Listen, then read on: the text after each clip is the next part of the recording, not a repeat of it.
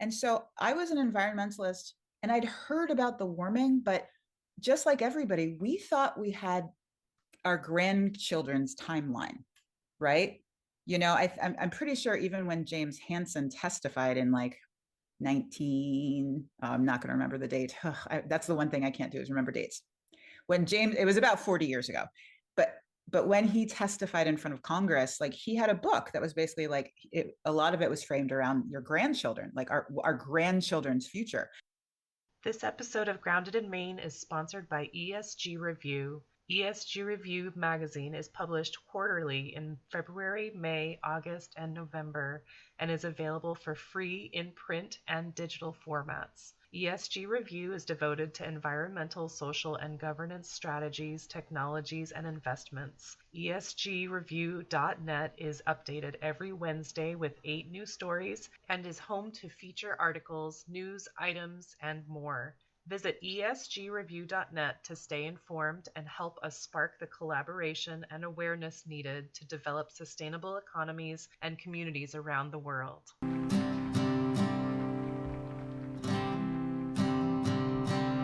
There's a place where there's no trouble, no more pain, no more struggle. Grounded in Maine podcast is an open conversation about how we show up for the world. I started this podcast out of a desire to learn new ways to be sustainable because the word sustainability is big. It can be overwhelming, and I just wanted to learn, different ways to try to be part of the solution and not feel like it's too late. So I'm talking to people who are doing different things and learning so much. I hope you are too.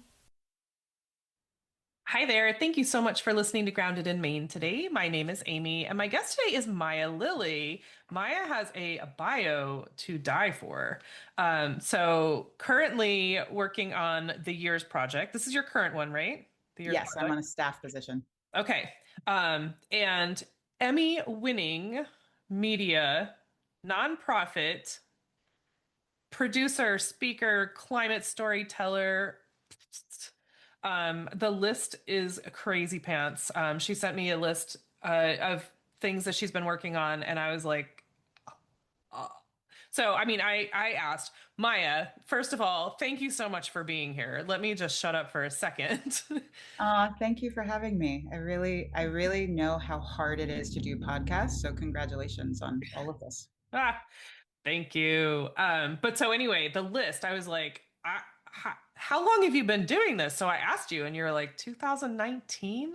How many films, movies, shows have you've been a part of a lot. Yeah, so I became a producer circa 2007 in Los Angeles. I was part of the team that released this film called The Secret, and we did this American release. The Secret was all about like how to manifest what you want in life. It was a very popular book by Oprah. And so I kind of got into the conscious cinema circles in LA. And I was always looking for a climate or an environmental angle in Hollywood because I had actually done my undergraduate degree in environmental studies. It was the second college I went to, but I did that degree and I got out of school and I was like, I was a storyteller who wanted to combine environmentalism with storytelling. And so I moved to LA to do that.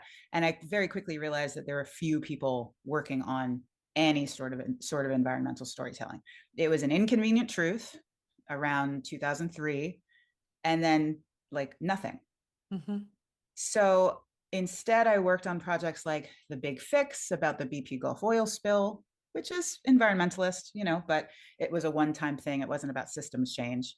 I was the producer for a woman named Lauren Greenfield for many years. And so she's a documentarian and photographer that did The Queen of Versailles Oh. about the rich family that loses everything in the housing crisis. We did Amazon's first theatrically distributed documentary together called Generation Wealth, which is on Amazon. And it's looking at how wealth has shifted our moral compass around the world. I did TV shows, docuseries with Black Lives Matter, following like people protesting the prison incarceration system. I worked with a lot of undocumented immigrants on, telling their stories. Mm. But I always wanted to get back to my roots with environmentalism and climate. And so I saw the show Years of Living Dangerously in 2015. I didn't work on the show, but I was like, oh my God, finally. And it was all everybody in Hollywood was talking about. They were like, this show is finally the response to an inconvenient truth. It only took 10 years. And so when I saw that they posted a job in 2019 in New York, I made the leap and I Mhm. moved across the country to my hometown. I'm actually originally a Yay. New Yorker. That's fun. Oh my Yeah. gosh, you've done so seriously so much. And so I would love to hear like how, okay, so your you have a degree in environmental studies, so that came from somewhere. So how did you get to that point? Yes. So we're kind of going, yeah, we're going backwards. So um, I was a theater kid. I went to all art schools. My mom was a drama teacher. The trajectory that you go on as an art school kid is you audition for Juilliard. I didn't think I was going to get in. I got in. I started a conservatory program at Juilliard as an actor, and I had already been vegetarian for about 3 years. I went vegetarian at 15, and the reason I went vegetarian was because I had found out about McDonald's. I had kind of found out about factory farming. And particularly what I found out was that McDonald's was cutting down Amazon rainforest to make room for cattle Mm. that they were shipping around the world. And my 15-year-old brain, my I was a little romantic. I could not comprehend this. This was like that was a pivotal moment for me, and I carried that into my fledgling Juilliard moments. And then I was doing a lot of Shakespeare, Chekhov, these classics, right? And it just felt very vapid to me. It felt empty because I was tugging on threads like, well, if we're depleting the rainforest, then where else are we deforesting? And then if we're doing this, what about the oceans? And then so gradually, it's like the John Muir quote: if you tug on anything, you find it connected to everything else. Suddenly, I had like this expansive view of, oh no, humans don't know what they're doing. Yes. Yeah. And so I made the very hard decision to leave my conservatory education, to my parents' utter chagrin. I'm sure. And my teachers were very confused about it. And I went and did an environmental studies degree. Good for you. And I learned about oceanography and astronomy and systems change and environmental philosophy. And it was deeply, deeply impactful. But I still was a theater kid. So that was why I circled back to LA, because I was like, I knew that storytelling was the means of culture change. Right. Yeah. And so I had that background, but I wanted to apply it to the biggest story of all time, the greatest story of our lives, the story that nobody was telling, which is we're destroying the planet that we live on Hmm. with no backup plan. Right. Yeah. Whew. I mean, I've talked a lot on the podcast about, just the fact that so my full-time job is in healthcare and, I have all these thoughts while I'm working and talking to people that are like scheduling appointments every other week and whatever. I'm like, this is like it feels so um it all feels very connected. These people are in their like 70s and around World War II and everything was, things became so convenient with plastic and processed foods and stuff like that and cigarettes and alcohol and all this stuff. And now I'm seeing these people, going to the doctor every other week and having all these, cancers and issues. And I'm like, it was all pushed on them as convenience and you're so cool. And now, just like I feel like there's so there's so much greenwashing, brainwashing, like that people are saying this is good for you or this is good for the planet or this is so helpful or whatever. And you know, I'm not quite sure where I'm going with that, but like I'm seeing patterns and I'm feeling, and I know that there's like a movement of people that want to do, homesteading or, grow their own and whatever, but it's also like it's so hard to get into. Well, it's also the place we came from. We were already doing that. Like Yeah. that is the way that we've been doing things first Yep. before corporations pushed these ideas on us that we needed to keep buying things, Yeah. like even like disposable diapers. That was not something that anybody wanted. We, we were fine with like a pickup service where people would come around and pick up the dirty diapers and launder them and then bring them back. And it was a very Yeah. good system that worked. So it's, we can trace the corporations really having a hand in, ooh, what if I convince people that they need to drink out of this or this? And I think it's counterintuitive to like our natural state, which is we don't want to do all that. Right. Well, I mean, yeah. I mean, I think some people do just because, we have to work so hard and work such long hours and we don't have time to do all these things. So, on the go. So I think, I'm sure it's not preferred, but I think that, it's just something that we grew up with. I grew up with anyway. Like it was just part of growing up and, we recycled plastic. So it was all okay, right? We're not like adding to the landfill. Except we were. Mm-hmm. It's just so interesting. Like it's like a, he said, she said type of thing. Like, we're told one thing and then now we're being told like, yeah, maybe that wasn't really true. Yeah, I mean, I've worked with Beyond Plastics and their work on like actually how much plastic we're actually recycling and the myth of chemical recycling, which is them just burning it and then it just that pollution goes into the air is really astonishing. Like shout out to Judith Enck. They're like really on top of it. I think, what I'm proud of in the work that the Years Project has done is we've really alongside the climate movement and particularly climate justice leaders, we've really tried to figure out what are the leverage points Mm, that we can do that have the most impact, both as individuals, but as a society as well. And how can we help with the campaigns that are already going so that people don't all have to feel like they have to start from scratch or that they're siloed, you know? And there's so many groups that are doing so many big ticket items right. like divesting from fossil fuels or take the money out of the bank that's funding the most future fossil fuels. Yeah. There are things that are huge leverage points. And so when you talk about greenwashing, I always think of the biggest greenwashing moment for me was circa around when I was in college. British Petroleum was trying to rebrand to Beyond Petroleum because I think they had the future in their sights, right, of what was coming down the lane. And and then they basically created the idea of the individual carbon footprint.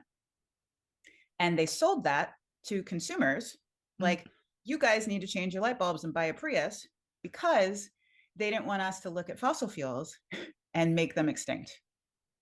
So what I love that we do at the Years Project is we are really aligned with campaigns with our storytelling that just like the climate movement has switched from individual footprint more to what can we change that can do the most in the shortest amount of time because like the climate crisis is urgent. This is an urgent fast-paced situation. We yeah. don't have time for everybody to level up, and even though doing individual fixes orients your spirit around a problem, and I think is very important. I think that there are ways we can level up what things we're choosing to do individually.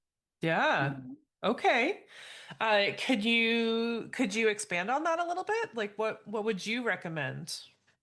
Yeah, so um, there are lists out there. World Resources Institute has a good one, but basically the idea is you want to look at big intervention points.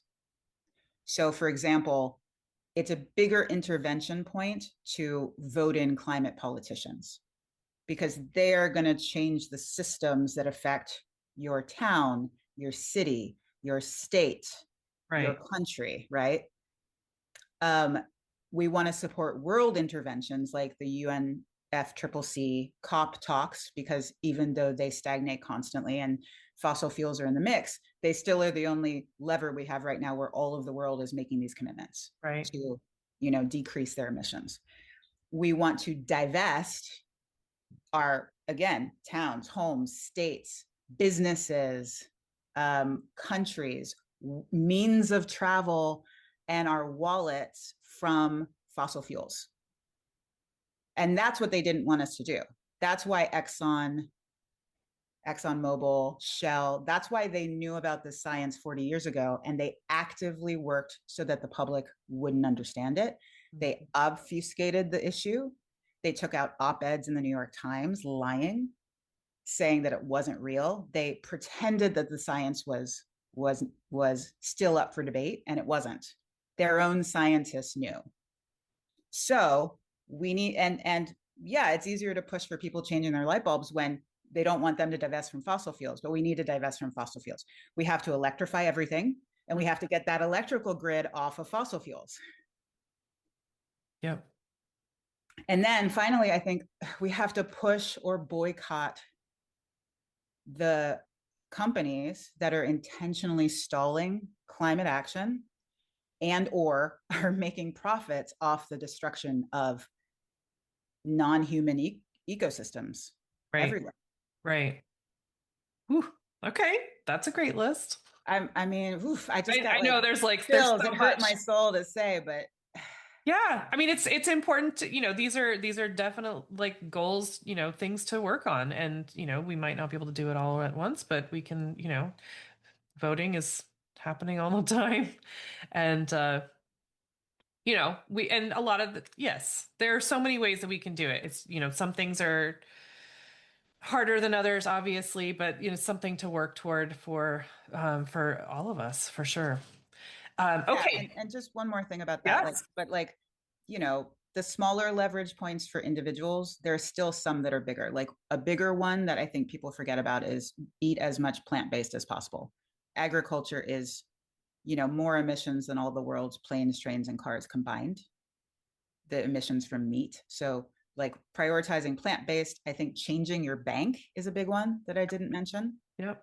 Rainforest Action Network always has this amazing list every year banking on climate chaos, and they list which banks are putting the most money into future fossil fuel funding.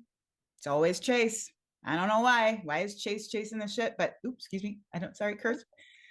I don't know why Chase is chasing it, but it's like they chase it to the tune of like $196 billion. So we got to change our banks, change our meat or to get off the meats, and then like decrease our travel and change our energy sources that you've already accomplished with your solar panels. Yeah. Well, yes. I mean, I think, that's a really, really good list. And the bank one is something that I haven't really brought up on the podcast, but it really is such an important thing. And did you mention where that list is? So I have my own like curated climate list that maybe Amy you can provide for folks, For and it's sure. in the banking section. But the Got it. two the two sources that I use is there's Banking for Good is a website where you can search different parameters. Like if you want a woman-owned bank, if you want a black-owned bank, if you want like a 1% for the planet or a B Corp bank, if you want one that's divesting from fossil fuels bank, it has those on there. Gotcha. And I just found out about a bank called Climate First, Climate First Bank. I think it's pretty new, but there's also Amalgamated. I had Aspiration for a while, Yeah, I know and there's they're like they're Walden in New England, I believe. Walden Bank, I think it's called. oh, that's good to know. Um, I have not looked Is into it, that but I Thoreau's know. bank? I'm not sure. A friend of mine had a representative from that bank on her podcast, which is how I learned about it. But I have not made the switch yet because I have a credit union, so I'm like, eh.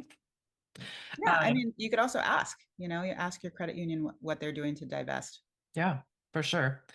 Okay, can you tell us about the Years Project, please? I love this company, and I'm not being paid to say that at all. It's it's the company that I was looking for, like I said, 10, 15 years. There were so few people in Hollywood that were doing anything about climate. And, on the sly, a big part of that reason is that Hollywood gets a lot of funding from fossil fuels. So, Hollywood is a business. Um, they also are a business that don't like to tell people to change. They want to entertain, right? Right. And Whatever it takes to keep as the lights on. exactly. So as good as an inconvenient truth was, it was also like we got to make this big shift, which I think Hollywood has, historically been a little leery of, with exceptions like participant media or the Redford Center, Robert Redford's amazing or like Hollywood Climate Summit, which I'm a part of.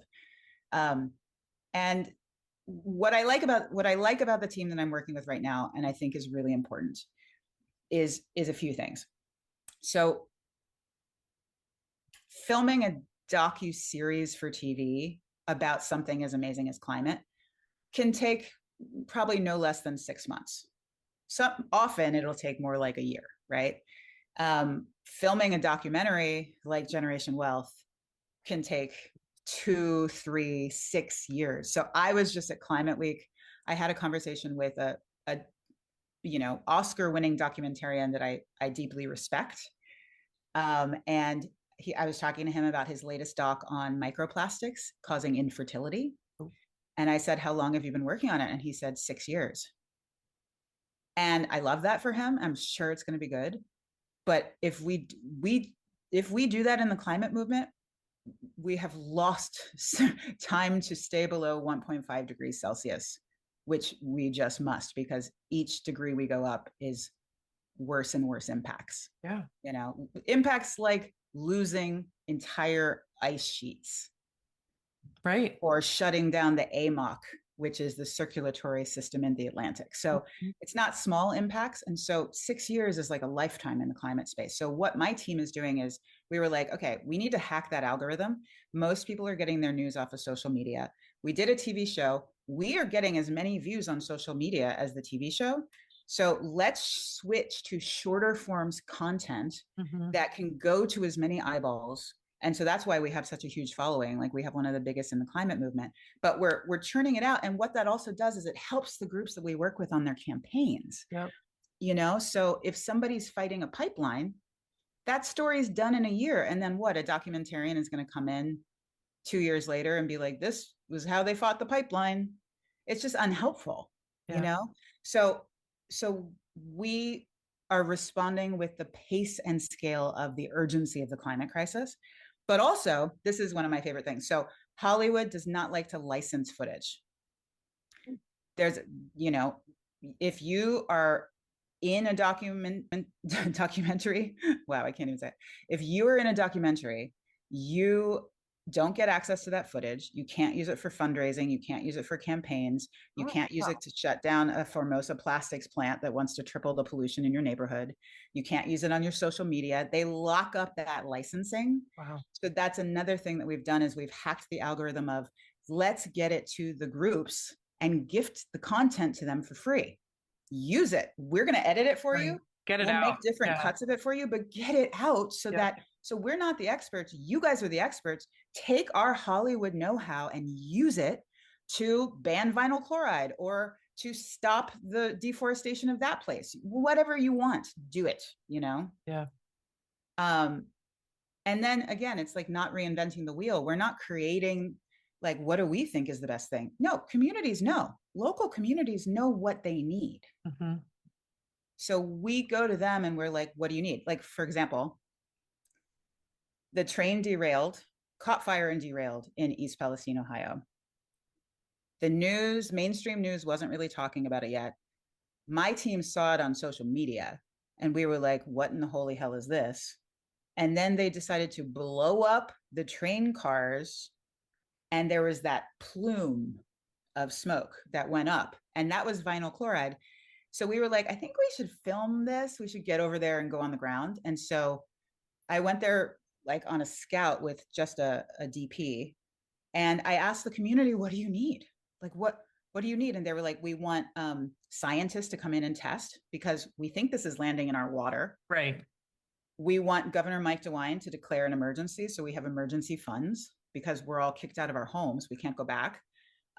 We want, that funding from FEMA opened up. And we want vinyl chloride placed on a list of banned chemicals because there's no reason this should be traveling by train. Yeah. We were like, okay, we can do that. So we made a piece that is using all of the journalistic standards. So, making sure that we're fact checking. We have an intensive writer's room process. We are like capturing as best sound bites as we can.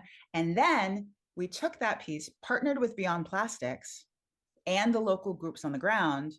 Beyond Plastics we figured out who in the EPA to target with the piece. So local EPA, regional, state, who do we want to get this documentary in front of the eyeballs of? Right.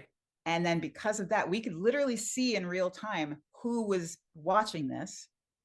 And then they put vinyl chloride on the list of chemicals to consider banning That's right. because of this, you Right. know? And I have like numerous examples of that where it's like, but, and I can't, and unfortunately, I have like no examples of that from all of my time working in TV and film in Hollywood because, Because it was you know, they'll protected. often do like an impact producing campaign after the fact, but it's not like prolific. It's not like working from the beginning on what is the call to the action that the audience can help with and Hmm. what does the community need and how do we serve that.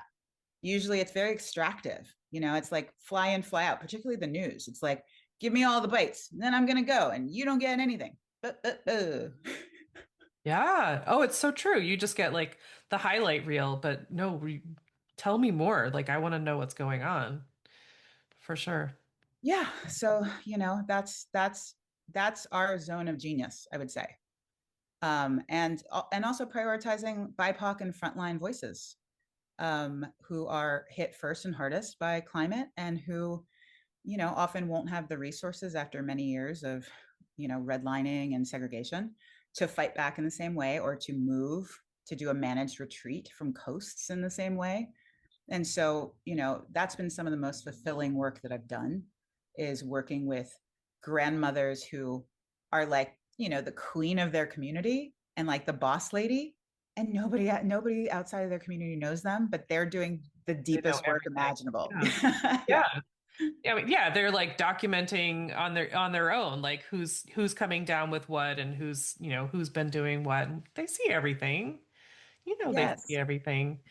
Wow, that's incredible. I mean, that's just it's so I mean, like you the word that you used was impactful and that's exactly what it is. I mean, I love that it's you're like, let's go in, let's find out, let's get it done and get it out so that people can see what's actually happening because there's so like you know, on social media or on the news even, you're just getting, like we said, the highlight reel and you know, it's and it's sensationalized or it's, you know, or it's not talked about.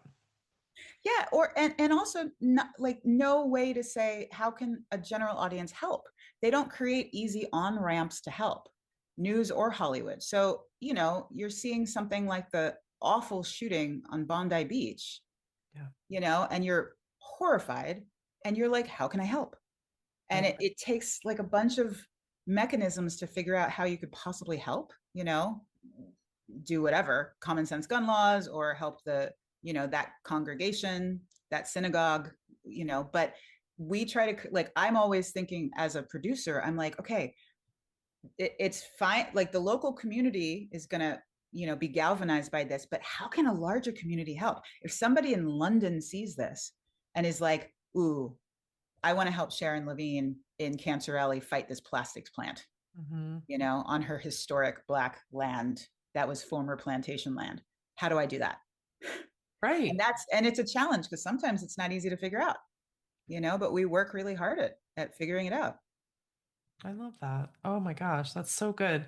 And I mean, you have like uh big people, like people with names that get attention on these shows. And I think that I love so much that people in Hollywood are just like, I'm on board, like whatever you need. And, you know, use my celebrity as much as you want. And, you know, like we just need, can I say, like, I mean, Harrison Ford, hello.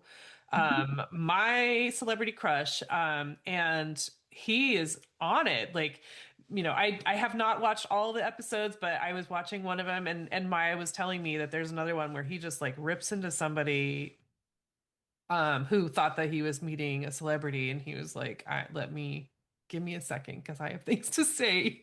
Yeah, yeah. So Years of Living Dangerously, the first three episodes, the story arc, we took Harrison Ford to Borneo to look into why um, forests were being depleted for palm oil, and orangutans can only live in these forests. It's like the only place in the world they can live. And so Harrison Ford falls in love with a baby orangutan, has a great sequence where he literally is looking at this orangutan and he just melts. and you melt because we all love Harrison Ford. And then we take him to meet the guy who's in charge of the forest, and you could tell the guy is so excited he's going to meet Harrison Ford, and then Not knowing he what's becomes coming. more and more crestfallen as Harrison is like, "How dare you, sir?"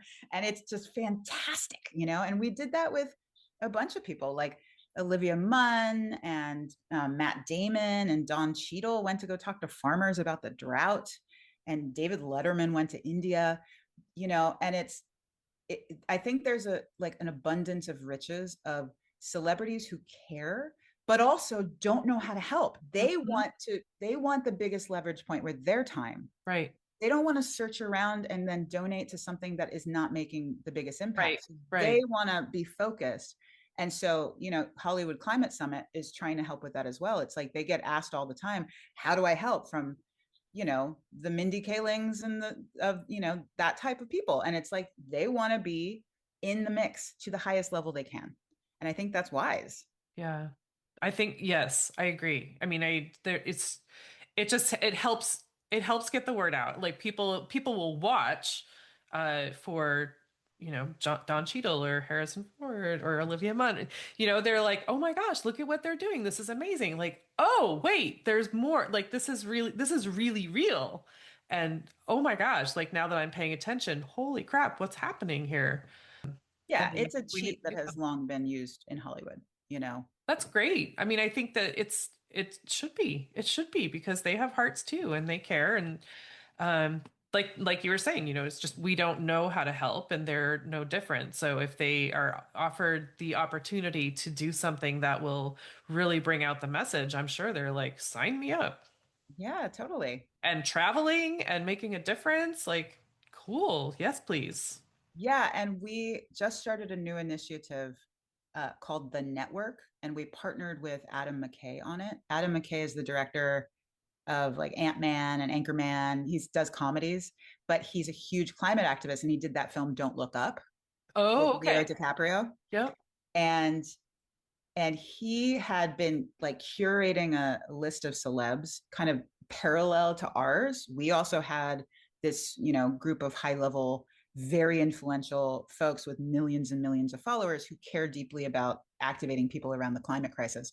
And so we were like, why don't we partner up? And so we combined our lists, and so now we have this network that reaches out to like 750 million people, and we curate what actions we ask them to do, but we're looking at like the top ones that grassroots communities are asking for help on, that Mm, are people that are heavy hitters in the field who know what they need, so that the people with influence like the Mark Ruffalo's don't have to scrounge around to figure out, well, what group is doing something. It's like, no, here they are, go right. forth and hither. We don't have time for Yeah. any of this. It's so Yeah. fast.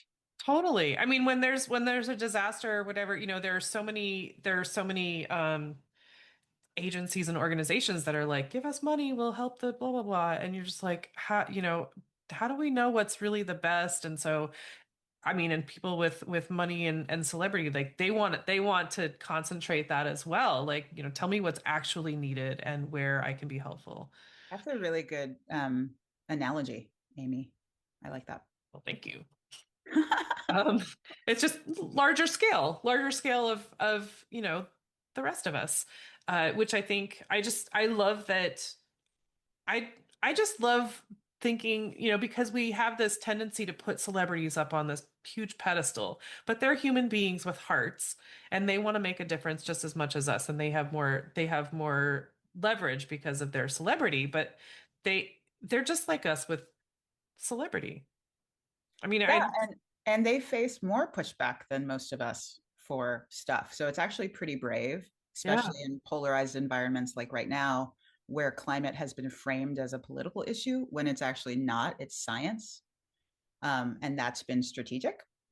And so celebrities put themselves more out on a limb Right. when they throw down for groups that need them. Yeah, But people need their help. of But course. I mean, I should also say that there's so many amazing micro influencers and creators on the ground that have also built their own following, that are a part of our ecosystem too. Yeah, for sure. Oh my gosh. I'm gonna fall all over myself over this a little bit, and I apologize, but I'm like when I was reading your bio, Maya, I was like, I saw you a little bit ago and I was like, ooh, I'd love to talk to her, but she's a filmmaker and I probably look dumb and whatever. And so when I was approached, I was like, are you serious? Like, oh my gosh, this is so crazy. And I think I emailed you and I was like, I was really nervous. And then you sent me this list and I'm like, oh, what am I doing And then I promptly apologized. I was like, I'm so sorry. I didn't mean to overwhelm you. No, no, I, that's fine. I mean, it's good to know. I mean, I'm all my nights and weekends are free, are like, they're all packed now because I've got so much to look at.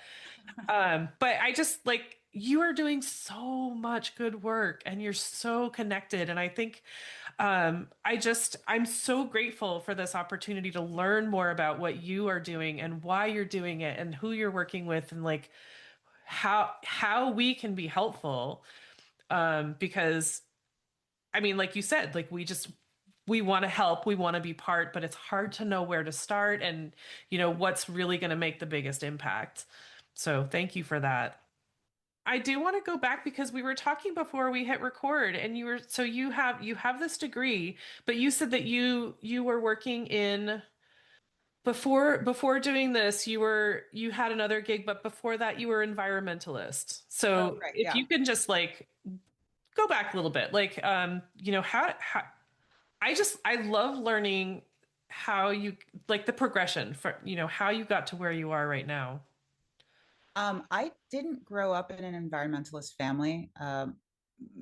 My parents are very liberal, and it's an interracial family at a time where it was not that long ago where miscegenation was outlawed. And so they're pretty rock star in that they're diehard liberals and fighting the good fight, saying we can love who we want in a society that didn't want that. So I did have a good start, but they weren't very aware of um, pollution issues, landfills, plastics, organics. And when you make the commitment to go vegetarian, like I did at 15, at the time there was no Whole Foods, there was no internet, there was no Google. So I literally had to figure it out kind of by talking to people that I respected. It helped that my bestie was veggie and plant based, and then going to the library and doing it the old school way and researching. And so I think so. My first entry into environmentalism was meat and animal rights. Hmm. It was the rights of the forests that were being cut down for cattle. It was the rights of animals to not be treated like criminals in these like confined cages. Yeah. But then it took like all of that led one thing led to another. So when you find out about that, you find out about organic and pesticides and terminator seeds and what Monsanto was doing to lock up seeds from farmers who couldn't collect the seeds. Right. So that movement was happening in the 90s. The anti-corporation movements and like the WTO protests were huge in the 90s. So What's WTO? the Oh, World World Trade Trade Organization Organization. and like Sorry. yeah, their hand in trade and corporations. So all of that was popping off and it all felt connected. And so I was an environmentalist and I'd heard about the warming, but just like everybody, we thought we had our grandchildren's timeline, right? I'm pretty sure even when James Hansen testified in like 19, I'm not going to remember the date. That's the one thing I can't do is remember dates. It was about 40 years ago, but when he testified in front of Congress, like he had a book that was basically like a lot of it was framed around your grandchildren, like our grandchildren's future. So we thought this thing was very far off. So we were looking much more locally. Right. We were looking at, okay, we have a deforestation problem, we have an ocean problem, we have a species extinction problem, because it's all wrapped around this idea that we have a humans first value system civilization Right. with an economy that doesn't take ecology into account at all. Yeah. So environmentalism encompasses climate, but I don't think it's the other way around. So a lot of climate activists don't consider themselves environmentalists. But the reason I am is because if we stopped all the greenhouse gas emissions today, we would still have a deforestation problem. Right. We would still have an animal agriculture monocropping problem, Right. right? We'd still have an ocean pollution problem. So, and we'd still have a species extinction problem, big time. Right. Yeah. It's because we'd still believe the Earth's intention was human consumption and that we were at the top of a chain of life when that's not how ecosystems work. Yeah. Gosh. I mean, how it's just so like it's hard to imagine. I mean, I say this a lot. Like I don't understand people that people's mindset where they're like everything is about me. I and not like, in a super selfish, but just like unaware, I guess. It's not like a selfish thing, but just like unaware that there's all this. And I've had, a few um podcast guests who have said things like, we are nature, like we are all Mhm. part of the same. And, but then there are people that are like, nope, it's just, I just need to, everything is just provided for me. Yeah, I mean, the way that I make peace with that, instead of thinking that people like that are, I don't like to think of them as naive or stupid or Yeah, psychopaths. right. Instead, I just think maybe like some of us have a wider lens on. It's like the Mhm. filmmaker reference. Like maybe they just have, a close lens. It's myopic. They're just seeing a smaller picture. Whereas some of us, like me, we come in where we're like, we can just see the systems and the planet as a whole, Right. you know? Yeah. Like you're on a journey for like how to change bigger systems in your life because you probably have a wider lens as well. Yeah. Maybe. I mean, I think I like to think that. Yeah, I I mean, think you do. I think so. But I think I'm so grateful for your knowledge, for your wisdom, for everything that you've done, though. And so I do want to, I want to be mindful of your time, Maya. But so when I say the word sustainability to you, what does that mean? What I like about the word sustainability is it has sustain as the root. Hmm. And something sustainable is something that you can keep doing forever because it's causing no harm to others around you or other living beings. Hmm. You can sustain it for countless centuries and will be okay. And I'd say some things are more sustainable than others. But I love that sustainability is oriented around this idea of, many generations doing no harm. Right. This activity that we're doing is something that we're offering that's not harming anything, and I've always been influenced by deep ecology, which is, I'd love to get it back, kind of in current climate conversations because I've been influenced by it for 20 years, and it basically it can be summed up as recognizing the inherent value of all beings. Deep But it ecology, has a is that what big you called it? deep ecology. Yeah, I studied it in undergrad, and I loved it. And like I said before, our civilization is a humans first value system with this Hmm. this economic model that fails to include ecology, but humans can't control or manage this incredibly complex natural world. And Mm. so deep ecologists treasure the intrinsic worth of all beings, from mycelium to caterpillars to redwoods to my own personal favorite, elephants, and believe that humans don't have the right to reduce this richness. Mm. And it relates, they bring in a lot of elements of nonviolence. I'm Buddhist adjacent. And they bring it in because they believe that higher self-actualization, like when you move beyond the like tiny ego mind, me, when you do that, when we expand beyond that small ego, it becomes a reverence for all living things. Yeah. That's what happens when you're on the path. And I just feel like we need to act with expansive grace and humility, Hmm. um, towards the world, because right now we're acting like humans are not belonging to this place. We think we're beyond this place, like the Elons and the Peter Thiels. But humans are only a part of nature, and as such, I don't think that we cannot see our needs supersede ecological balance, and that's what's happening. Right. So sustainability to me is acting in a way where we're creating the equilibrium that we need to survive. for countless generations. Gotcha. Ooh, that's beautiful. I just want to go over a couple of, a couple of the easier things just to Hmm. re bring up. So before closing up, so Maya talked about a bunch of things that we can be mindful of and be, try to be more active in.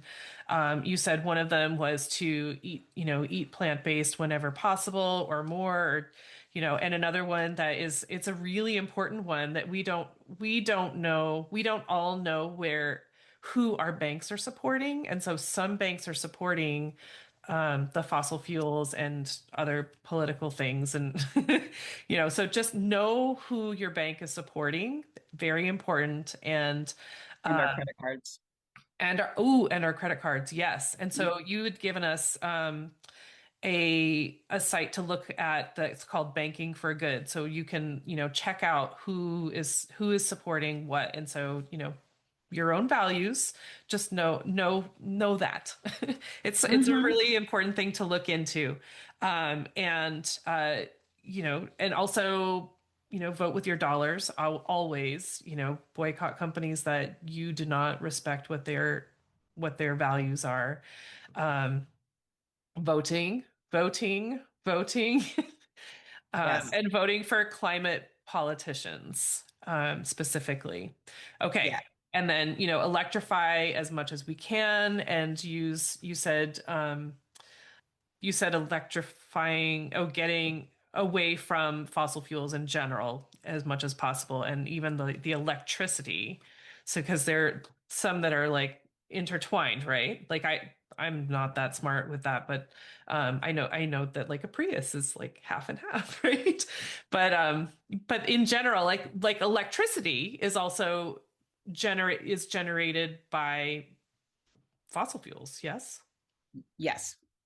Overwhelmingly, yes. Although, I mean, I love to tell people that if the startup price of getting your own solar panels, which is renewables, is too steep, there is something called community solar, which is solar panels that are not on your roof, that are at a centralized location that you can tap into, and it takes money off of your utility bill. And so that's offered all around the country. And I've filmed groups that have been fighting for community solar, and they're so appreciative of it when they get it. I have an episode coming out next week with that. Oh, perfect. Yeah, very Yay. exciting. Yes. And also I mean the thing that you were just talking about with deep ecology, like I think it doesn't sound like it's that big, but it's such a big deal. Think don't Everything is not there for our consumption. Like have some respect for, we just need to have more respect for everything. I'm not even going to get into words, um, but Well, just and Amy, if I can interject for a second, please. the amazing thing about it is that, and we haven't mentioned this at all, and I have to say it, the fact that we have peoples here who were here first, Yes. who already know how to live in right relations Right. with all of the living beings around them and the ecosystems, and they're really taking the lead right now and really speaking up and really starting to teach their values in a way that I haven't seen Hmm. before. And I'm so grateful to be able to work with Indigenous leaders all around the country. I've worked with Winona LaDuke and the Anishinaabe White Earth Nation. I've been to Diné, Navajo, and Hopi lands. I've been to like Indigenous Hawaiian lands. And it just every time I go, I'm filled with this overwhelming relief of like, we don't have to write the book from the beginning. It's already there. Yeah. It's already there. We just have to put their voices front and center. Absolutely. Absolutely. And I know of Winona LaDuke because the Indigo Girls have done so much work with her, and that's the Honor the Earth tour. I went there in '97. Oh, I love Um, that. That's great. but yeah, and so we just need more people that are amplifying the indigenous voices, and we need to pay attention to that because they already know, and they're trying to. They just they we need to amplify that. Awesome, thank you so much. And so again, Maya, so grateful for everything that you are doing, everything that you've done, all the knowledge that you have gained. I mean, my goodness, you know so much. I just want to take a second to thank my guest again for for speaking with me and sharing such great information. I love having these conversations with folks. I also want to thank Buzzsprout for hosting the podcast, for Jane Bolduck and her music genius, for Becca Coffron and her award-winning artwork. And thank you for listening. I appreciate that so much. Please check out the show notes for any links and extra information. And if you would like to follow my guest and find out more about them, I'm sure they would love the follow. And if you don't mind leaving a rating or review wherever you're listening, and just help to get this podcast in front of new eyes, that would be amazing. I would really love that.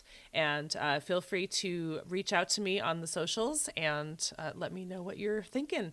And if you would like to be a guest on the podcast, please let me know that. I would love to have a conversation with you about sustainability. All right. Thank you again. I hope you have a great rest of the week.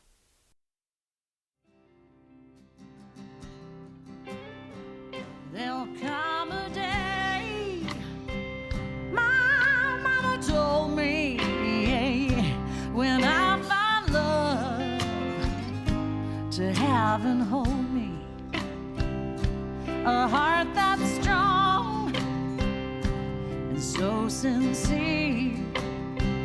Just tell me, how do I get there from here?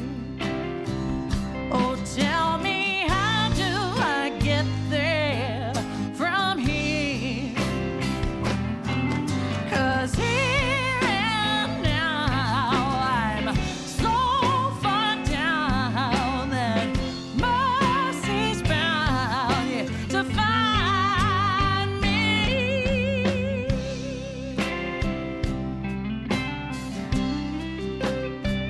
We'll find a way to soothe the sickness. We'll heal the hate with sweet forgiveness. Wages of war will disappear. Just tell me, how do I get there from here? I wonder, how do I get there from here?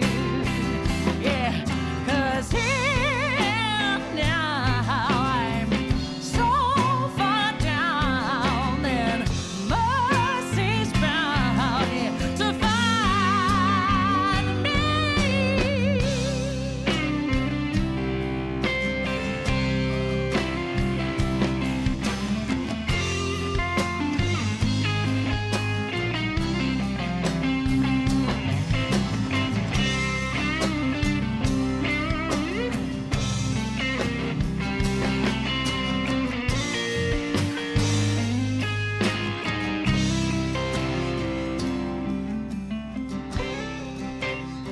When that state of grace has finally found me, well, there'll be music, ooh, and good friends around me, yeah, yeah. And I'll just smile through happy tears and wonder, how did I get there from here? I wonder, how did I get there from here?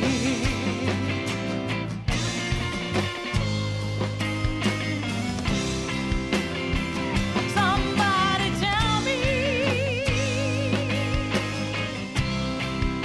show me the direction.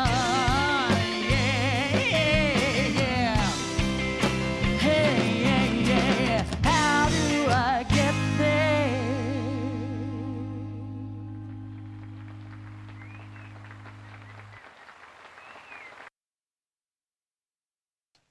And for all that you've shared here, how can people find you, find the Years Project, learn more, and get involved in some way to, to make a difference? So you can follow the Years Project at Years of Living on basically all platforms. At Years of Living. I'm at Gung Ho Eco. And And Ho my is HOE. Gunghoeco, gung ho eco, Oh, like gung ho. She's so gung that's ho. so funny. I totally read that different. You know what? You are not the first person to tell me that. However, And it works. the problem is somebody has Maya Lilly as their handle and will not give it up. And so I had to come up with something else, and it's a long story, but that was my second choice. But you can follow me there. And then I'm posting about climate and chickens. We didn't talk about our chickens, but I'm so happy you have chickens. They are the funniest, fluffiest little creatures of joy that I know. Yeah, like pure joy for sure. Oh my goodness. Okay, so you guys look for Maya wherever she is. Check out the Living Years, the Living Yes. Years Oh, project. yeah. And the whole first season of that is free on YouTube. We put it out for free because we want people to see this. We want people to, again, don't lock up the content. Years of Living Dangerously is free on our YouTube channel. Fantastic. Oh my gosh. Yes. Okay. Maya Lilly, thank you so much. I'm so grateful for this time with you. Thank you. I really appreciate that. That's very sweet. And this was a lovely conversation. And I like how you think how to frame things for people in positive ways. And, what you're doing is important. Thank you.